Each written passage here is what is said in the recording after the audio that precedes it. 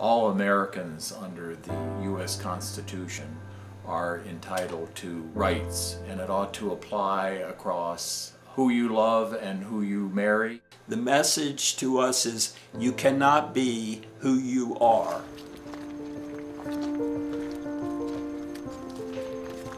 I am John Murphy. And I'm Jerry Carter.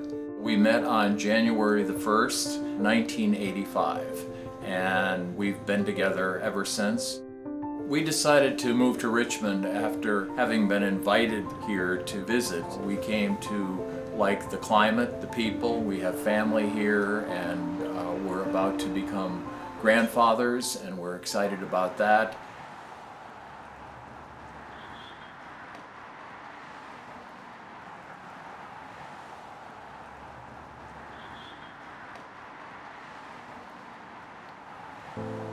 The interviews with the board of directors made it clear that my role was strictly secular.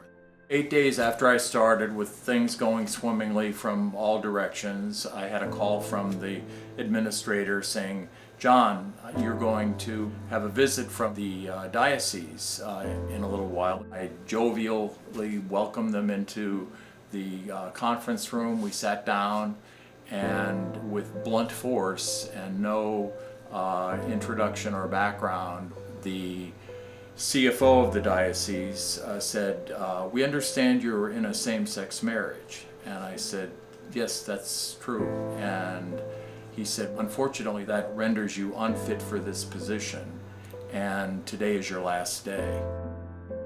It was a punch in the gut, and I was dumbfounded.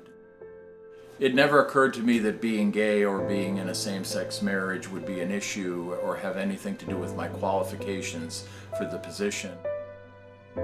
I think it was a huge loss that they lost John, because I think John had so much to offer to them, and in the week that he was there, they made it very clear that they were feeling that from him.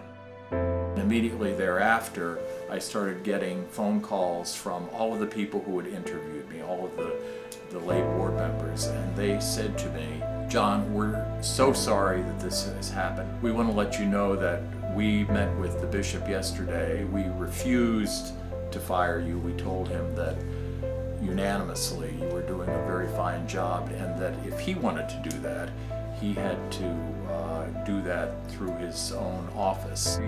Place work on the ground."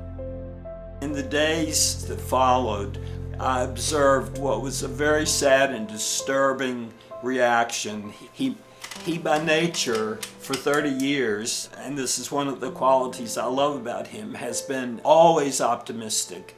And I listened to him saying things to me like, "I'm a failure.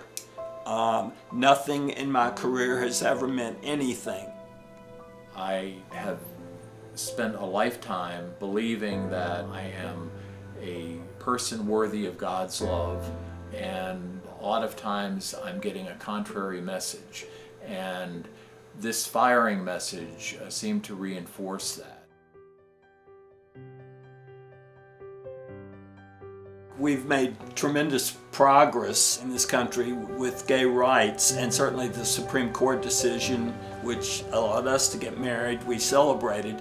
But I think, unfortunately, the downside of that is people have prematurely concluded that that fight is over, that the gay people now have access to all rights. And John's experience is a painful but powerful example that that's not the case. I mean, John was fired simply for being who he is. And how can that be?